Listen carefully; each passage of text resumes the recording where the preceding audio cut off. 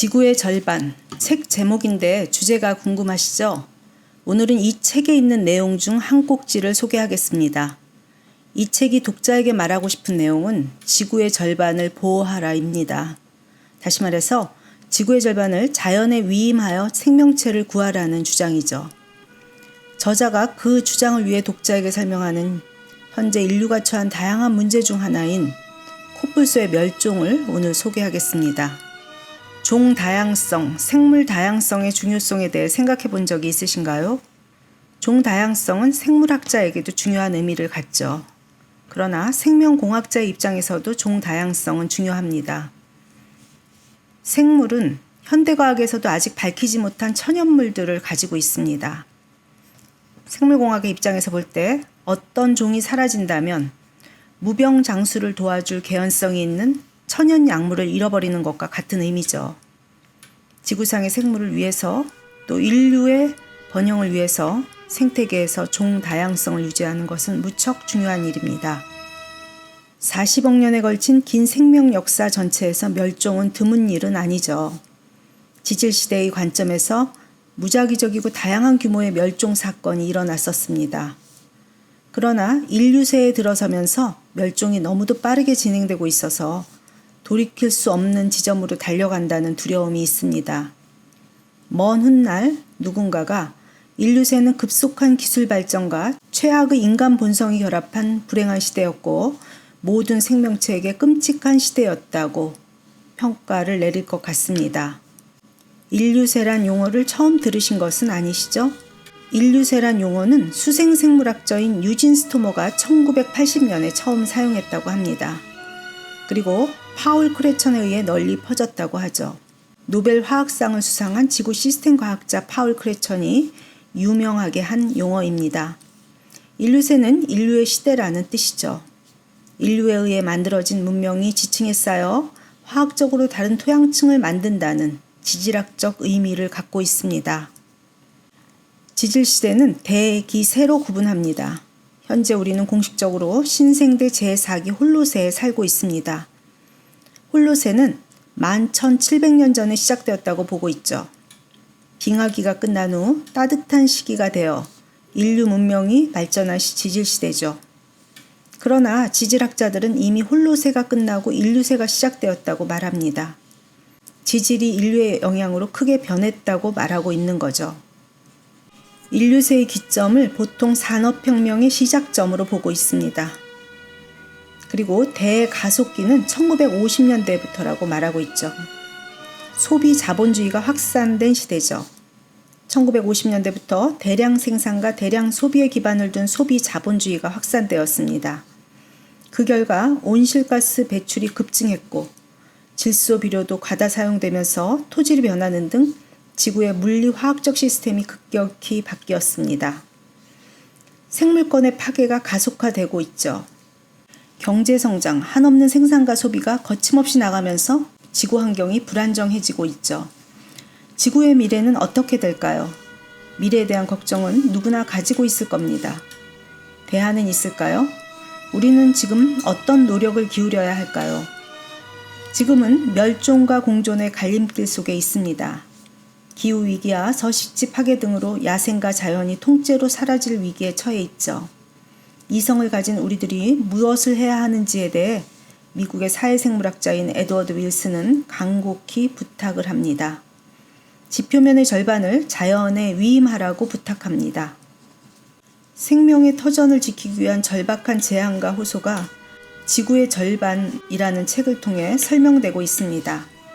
윌슨은 지금이라도 지구의 절반을 보호구역으로 지정하고 보존한다면 현생종의 약 85%가 살아남을 수 있다고 말하고 있습니다. 이 책의 서두에 대형동물 코뿔소의 멸종 과정을 구체적으로 소개했습니다. 한 동물이 멸종에 이르는 과정에 인간의 활동이 어떻게 개입되는지에 대한 과정을 서술했죠. 저자는 책 속에서 수백만 년의 진화가 빚어낸 대형동물이 겨우 수십 년 만에 사라졌다라고 표현했습니다. 극적인 예입니다. 오늘 소개해드리는 이 이야기도 교실에서 배우지 못한 바이오 이야기일 겁니다. 오늘의 바이오 이야기를 듣고 여러분의 생각이 깊어지기를 희망합니다. 지금은 파라세라테리움이라는 코뿔소 종이 없습니다. 어깨 높이가 5.4m나 되고 몸 길이가 8m나 되는 대형 코뿔소 종이죠. 6천만 년 동안이나 지구상에서 번영을 누렸지만 어느 날 멸종했습니다. 파라세라테리움 종이 멸종했듯이 코뿔소의 일족은 멸종을 바라보고 있습니다. 현재 5종의 코뿔소가 살아남아 명맥을 유지 중입니다. 현재 상황에서 살아남아 있다라는 말조차 낙관적인 표현이죠. 동물원이나 보호구역에 있는 종류를 제외하면 야생에는 거의 씨가 말라버렸기 때문이죠. 절박한 상황입니다. 이제 살아남은 종 5종 가운데 3종류는 아시아에, 나머지 2종류는 아프리카에 살고 있습니다. 아시아 종 중 큰 인도 코뿔소는 수백 마리, 자바 코뿔소와 수마트라 코뿔소는 겨우 수십 마리가 살고 있다고 합니다. 아시아 종에 비해서 아프리카 종이 사정이 좀 나은 편이라고 하지만 보호의 한계를 느끼고 있습니다. 생존 중인 아프리카 코뿔소 종들은 주로 남아프리카에 살며 무장 경비대가 보호하고 있는 상황이죠. 한 세기 전만 해도 수백만 마리의 코뿔소가 아프리카 평원이나 아시아 우림 속에서 킁킁거리고 돌아다녔다고 한다면 왜 갑자기 급감한 걸까요? 이유가 뭘까요? 생존 중인 아프리카 코뿔소 종들은 대부분 흰 코뿔소의 남부 아종에 속합니다. 북부와 서부종이 멸종으로 가는 과정을 알면 코뿔소의 급감 이유를 이해할 듯 합니다. 2014년 10월 17일 올페제타 보호구역에서 북부 흰 코뿔소 중 한 마리인 순이가 사망하면서 같은 종은 단 6마리만 살아남았습니다. 케냐 올페제타의 3마리, 체코의 1마리, 미국 샌디에고 사파리 공원의 2마리, 이렇게 북부 흰 코뿔소의 수는 6마리로 줄었죠. 이 마지막 남은 북부 흰 코뿔소 종들은 전 세계에 흩어져 있는 데다 포획한 상태에서 번식시키기가 어려워 새로 태어나는 새끼가 없습니다. 자연 수명을 고려할 때 2040년이면 마지막 개체가 죽을 것으로 예상됩니다. 한편 검은 코뿔소의 서부 아종은 완전히 멸종했습니다. 그 어디에도 동물원에도 단 한 마리도 남아있지 않습니다. 긴 뿔이 달린 이 거대한 동물은 한때 아프리카 야생동물의 상징이었죠. 카메룬과 차드의 사바나와 열대 건조림에 우글거렸고 남쪽으로는 중앙아프리카 공화국, 북동쪽으로는 수단까지 퍼져 있었습니다.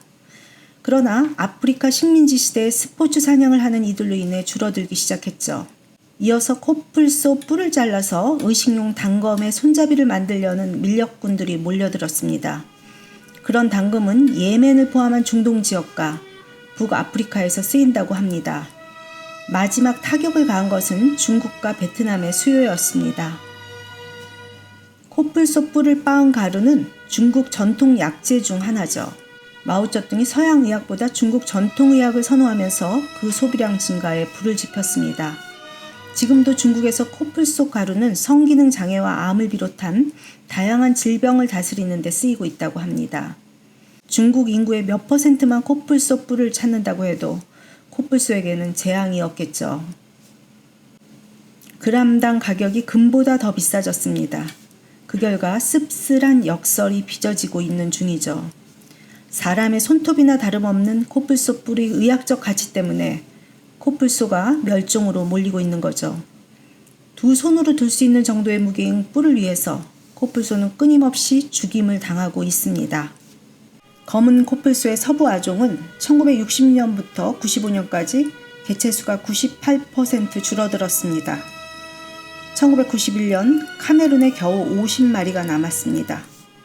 92년에는 35마리로 줄어들었죠. 밀렵꾼들이 계속 활동했고 카메룬 정부는 아무런 대책도 내놓지 못했습니다.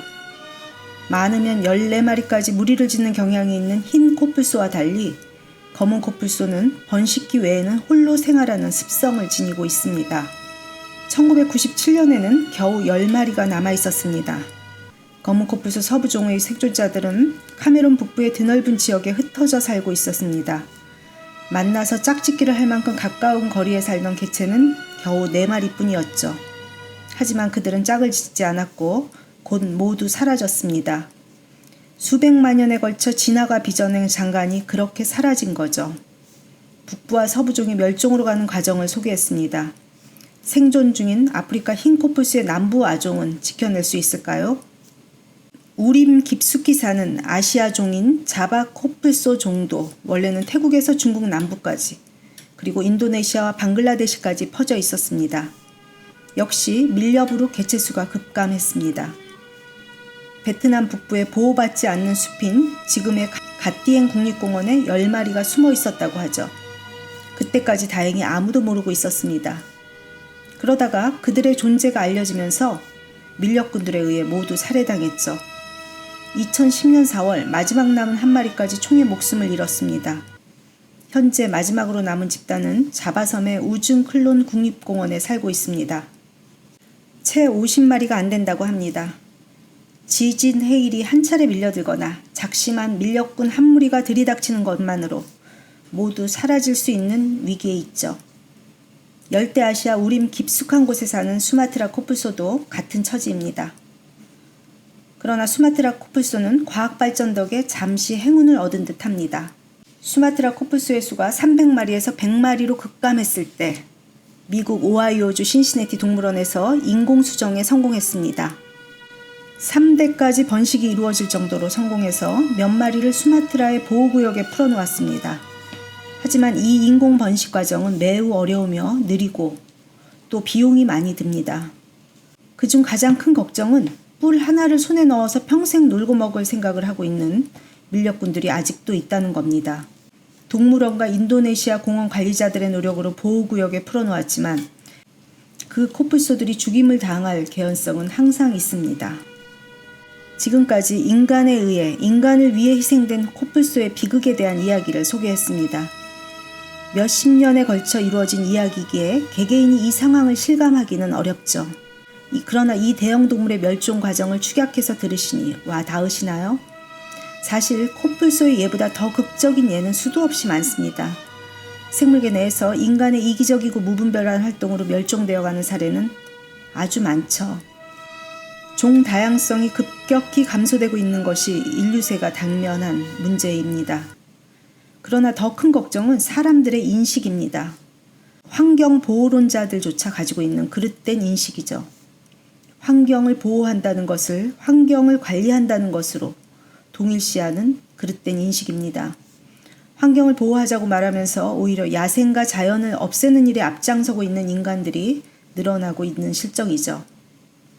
이들의 주장이 옳을까요? 우리는 아직 세상을 완전히 알지 못합니다. 지구라는 행성을 지속 가능하게 유지할 지식도 판단력도 완전히 가지고 있지 않습니다. 미래 세대까지 염두에 두고 관리할 능력은 더욱 부족하죠. 그러니 그대로 두자는 겁니다. 지구의 절반을 자연에 위임하여 생명체를 구하자는 겁니다.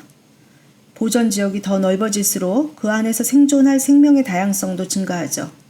보다 넓은 영역은 더 많은 생태계와 그 구속종들을 지속 가능한 수준까지 유지할 수 있으니까요. 그러나 이미 많은 지역이 보전의 기회를 잃고 있습니다. 보전할 수 있는 기회의 문이 닫히고 있습니다. 왜 절반일까요? 지표면의 절반이라도 보존하여 안전한 종을 늘리자는 이야기지요. 오늘 이야기는 다소 무거운 주제였습니다. 오늘의 바이오 이야기를 듣고 생각의 지평을 넓히는 계기가 되었기를 희망합니다.